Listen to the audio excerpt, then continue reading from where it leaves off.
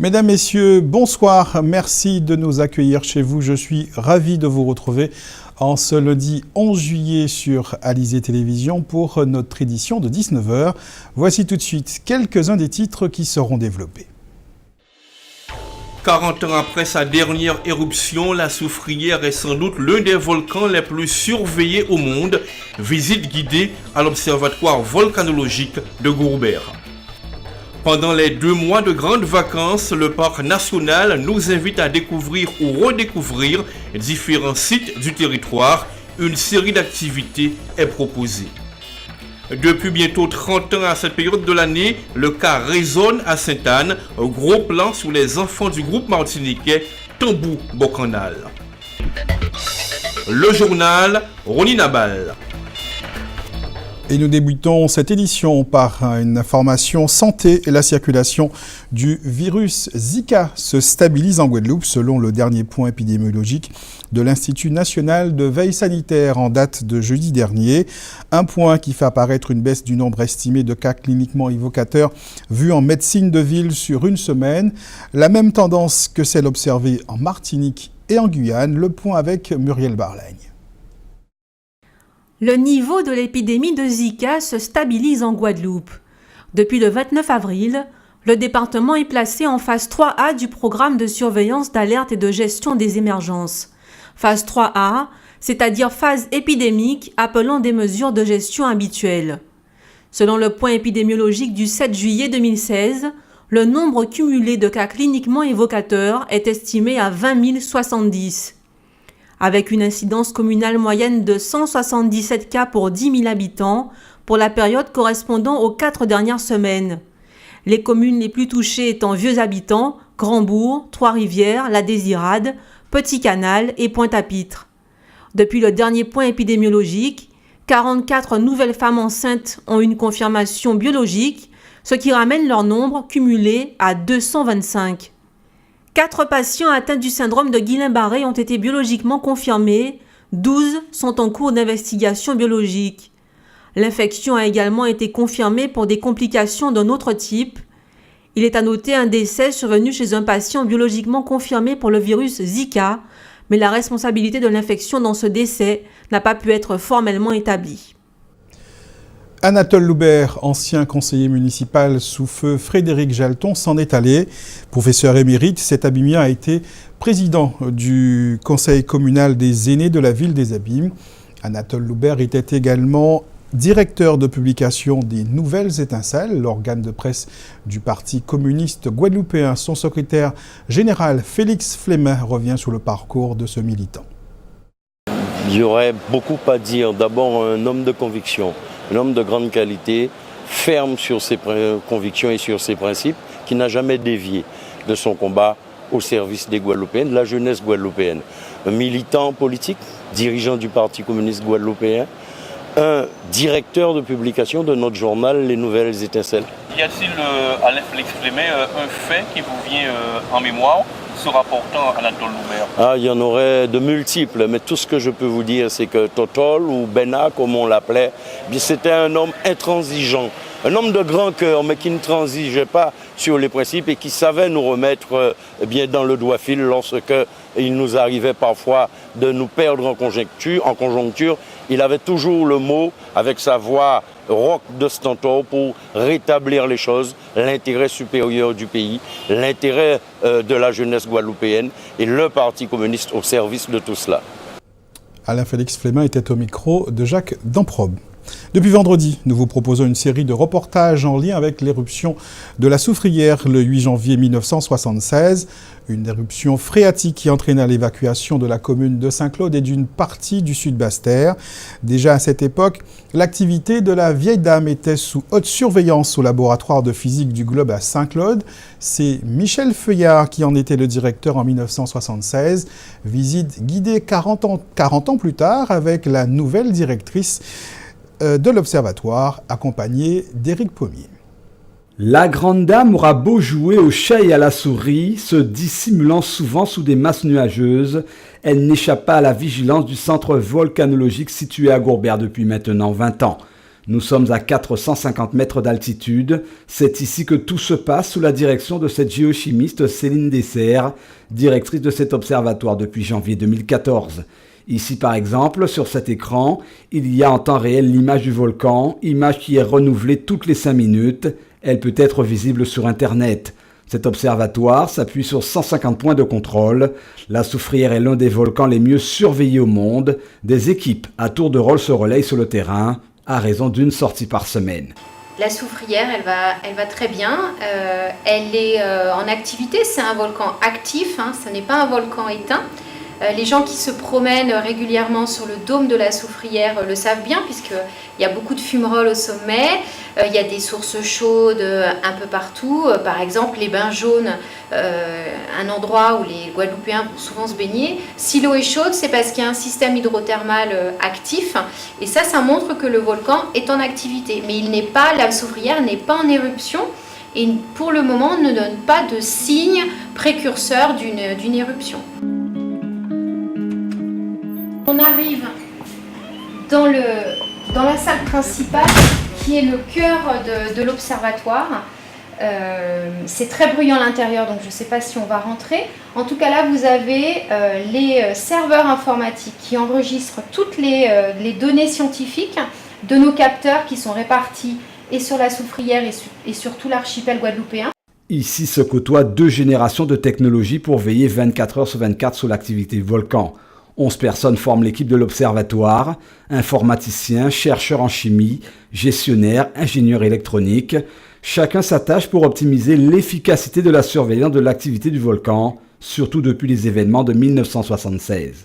C'est un volcan qu'on comprend mieux, mais ça serait très prétentieux et faux de dire qu'on le comprend très bien et qu'on connaît parfaitement son fonctionnement. Évidemment, en 1976, on connaissait très peu de l'histoire du volcan et de la manière dont il fonctionnait. Maintenant, on en connaît un peu plus. Et puis, de manière générale, dans le monde, la volcanologie a évolué et les technologies liées à l'étude d'un volcan ont évolué. Donc, en surveillant, en étudiant les éruptions des volcans voisins, on comprend mieux le fonctionnement de notre volcan à nous. Ici, nous sommes dans le laboratoire de chimie des gaz. C'est ici qu'on analyse la composition des gaz qu'on va prélever tous les mois sur la Soufrière. Donc c'est une technologie, c'est assez pointu puisque c'est pas forcément trivial de pouvoir prélever des gaz volcaniques sur la Soufrière. Donc c'est des technologies quand même assez courantes, mais bon, quand même spécifiques. Donc mon collègue chimiste. Il est équipé pour pouvoir approcher des fumerolles. Il tube les fumerolles et ensuite on récupère le gaz dans des récipients qui sont des ampoules en verre. C'est ce que vous avez ici. Donc typiquement, on arrive à faire rentrer le gaz volcanique dans ce type d'ampoule qui est fermé ensuite hermétiquement. Et on peut redescendre ces ampoules à l'observatoire. On vient d'acquérir un nouveau spectromètre de masse qui est arrivé il y a 1 mois. C'est vraiment un spectromètre de très haute technologie. Et je pense que dans la Caraïbe, nous sommes les seuls à avoir ce type d'instrument et nous sommes les seuls à pouvoir mesurer la composition chimique des gaz avec autant de précision. C'est aussi un bond technologique. C'est une petite mallette qu'on peut monter sur la Soufrière. Vous avez les tuyaux ici, ça pompe. Donc le gaz de la fumerolle, il est pompé par le tuyau. Le gaz est introduit dans cette petite mallette et on peut mesurer au sommet de la Soufrière une partie de la composition chimique des fumerolles. Et ça c'est pareil, il y a très peu de volcans qui sont étudiés de cette manière-là. C'est un prototype qui a été fabriqué en Italie. Alors ici, vous avez les archives sismiques de l'observatoire depuis les milieux des années 50. Donc ici, vous avez des rouleaux qui en fait, représentent c'est dans ces rouleaux-là que vous avez les signaux sismiques des stations de l'époque. Voilà, donc vous avez différentes évolutions technologiques de la sismologie en Guadeloupe moderne. Et on a gardé évidemment les archives de 1976. Ici, vous avez tous les signaux sismiques des années de l'éruption, avec des moments importants.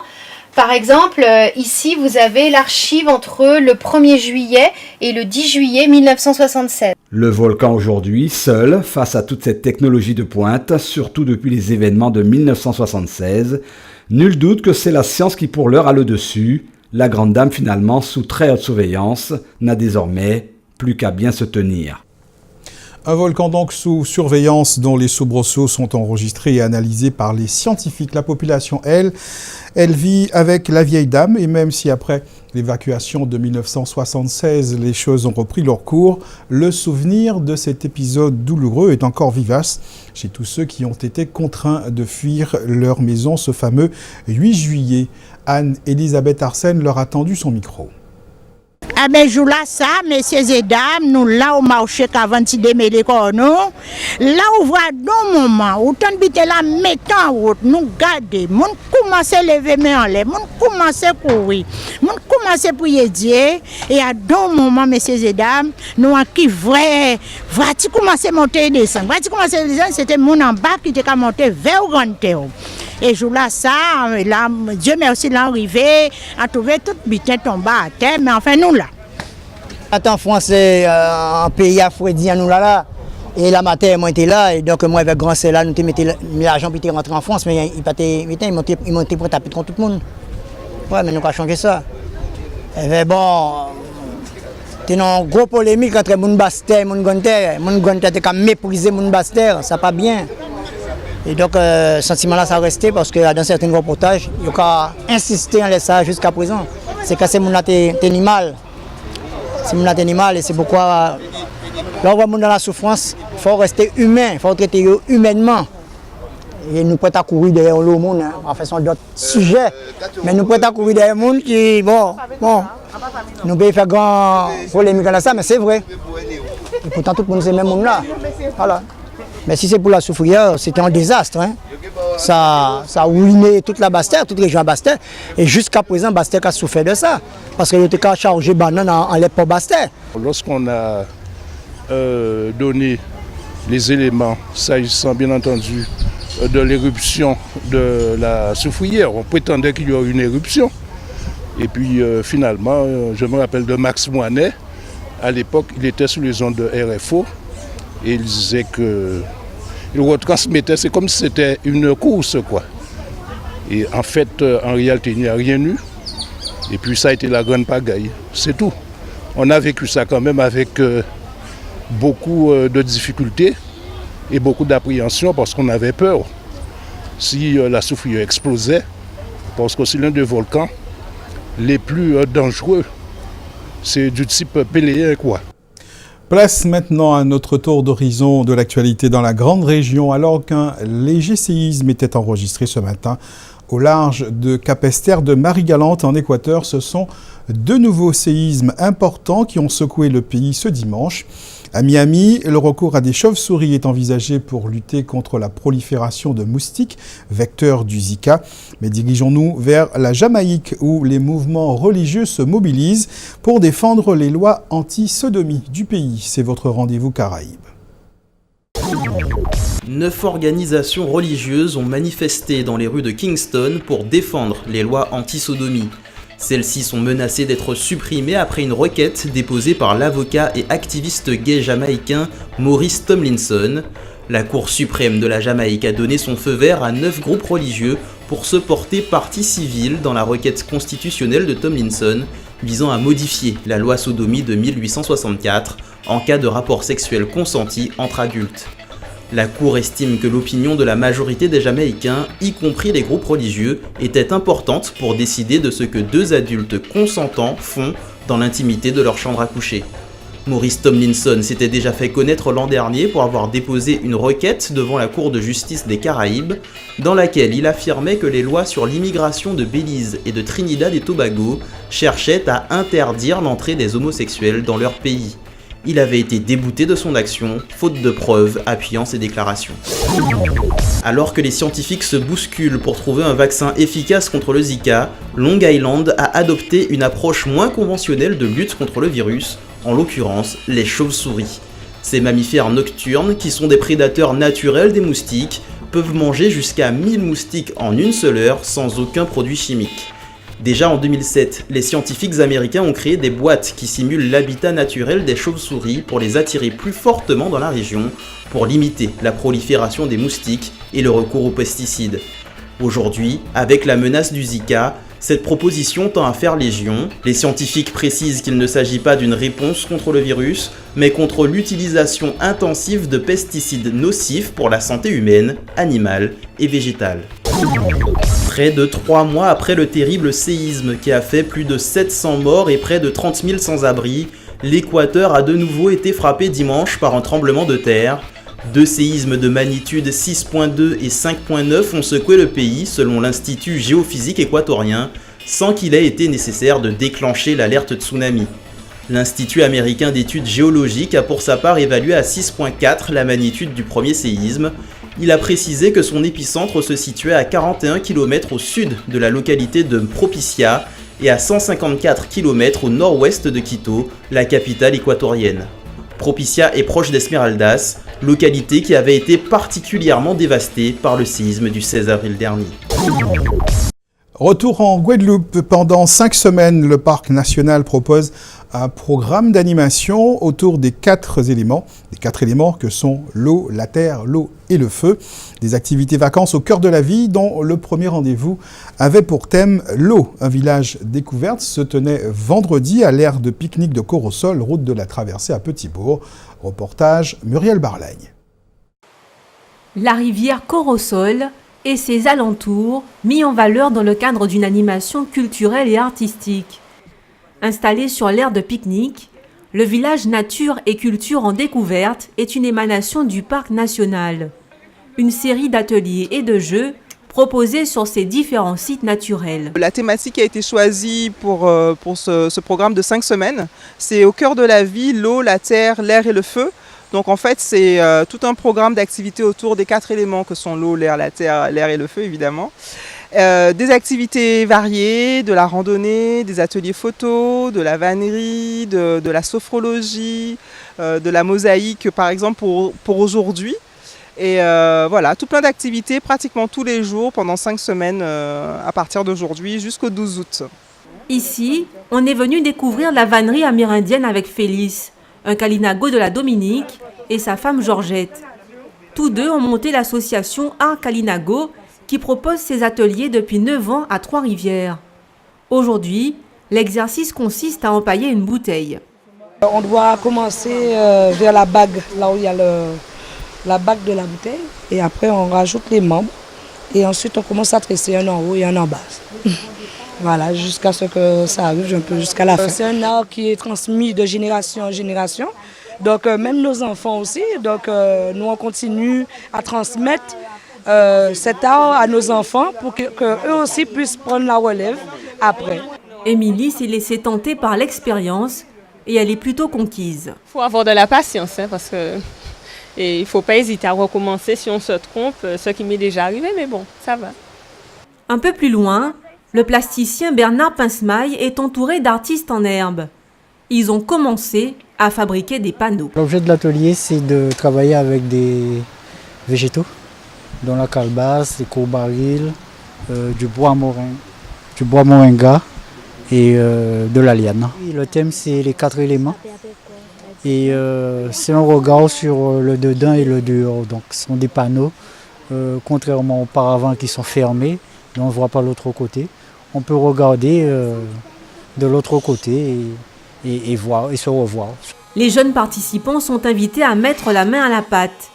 Pour Sam, c'est une façon originale de faire passer le temps. On sort un peu de la maison aussi, fait autre chose.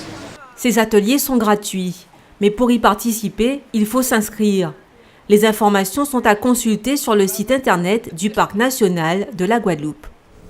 Quelques mots de sport avec pour commencer le TGVT. C'est le jeune Hugo Tellier qui a été le plus rapide aujourd'hui au terme de la deuxième étape du Tour de Guadeloupe en canot à voile traditionnel. Il devance l'autre jeune patron Guillaume Aubert et Nicolas Rosé. Le champion en titre Marcelin Ruilbon termine lui au pied du podium de cette étape qui s'est courue dans les eaux de Gourbert. Le patron d'Amour Saint-Rosien ne se laisse pas pour autant distancer au classement général. Il se place à la deuxième place entre Claude Tellier et Guillaume Aubert, maillot jaune de la course. Côté féminin, c'est l'équipage de Tibijou qui reprend la tête du classement et portera demain le maillot rose. Troisième étape donc demain du TGVT prendra le départ à Vieux-Fort. Ce sera demain matin pour une arrivée normalement prévue à Capesterre-Bello sur la plage de Roseau. Sport toujours, mais cette fois nous parlons de cyclisme avec la deuxième étape du 35e Tour cycliste international de la Martinique qui a vu la victoire en début d'après-midi de Jonathan Salinas, le coureur de la pédale pilotine, devance Axel Carnier de la pédale d'or Joséphine et le coureur de la sélection de Guadeloupe Boris Karen. Au terme de cette étape, Jonathan Salinas se retrouve à la troisième place du général, derrière Cédric Eustache du club cycliste vauclinois. Arrivé à la quatrième place de l'épreuve aujourd'hui, Ronald González Escalante de l'Union cycliste spiritaine endosse le maillot jaune de leader. Demain, les coureurs devront rallier Sainte-Marie depuis Macouba après 105 km de course. Pour clore cette édition, quelques notes de musique avec le 29e Festival Groka Sainte-Anne qui mettait à l'honneur aujourd'hui les enfants durant toute cette journée, cette matinée. Un festival pour Timoun réunissait les artistes en herbe autour des chants marins, du mayolet, du boulaguel, du siak et des danses et musiques indiennes. Invités spéciaux de cette journée, les enfants du groupe Tambou Bocanal de la Martinique, qu'Anne-Elisabeth Arsène a rencontré. Reportage.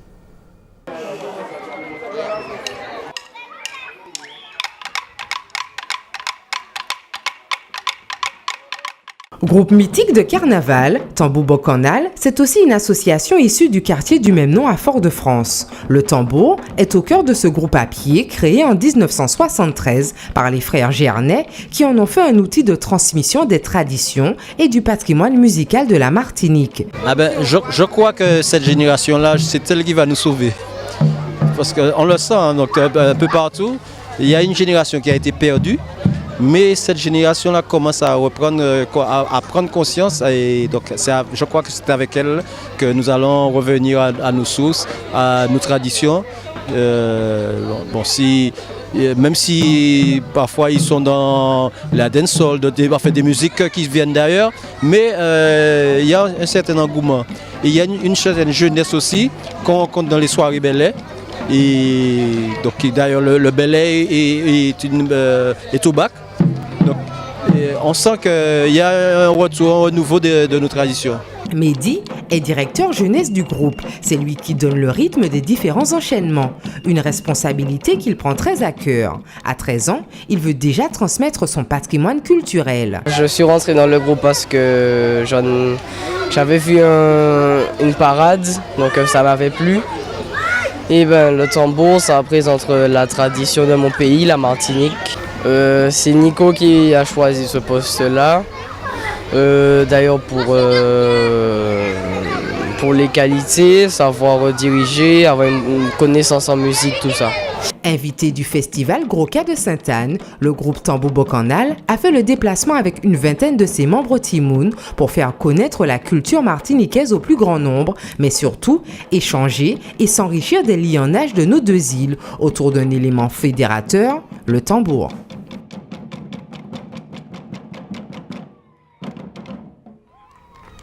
Après ces quelques notes de musique, on termine cette édition avec un point sur la météo pour ce soir et demain. Des averses risquent de se produire dans le centre de la Guadeloupe ce soir, mais également dans le sud de l'archipel.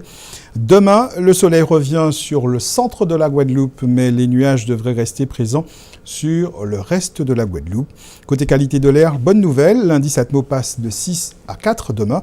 Autrement dit, bonne qualité de l'air que nous respirons. Dans un instant, la Minute Sport d'Éric Pommier, juste après les informations nationales et internationales suivies du magazine Enquête exclusive. Passez une excellente soirée sur Alizé Télévision. Demain, c'est Johan Charpentier-Titi que vous retrouverez pour vos 2 éditions sur notre chaîne. Bonne soirée.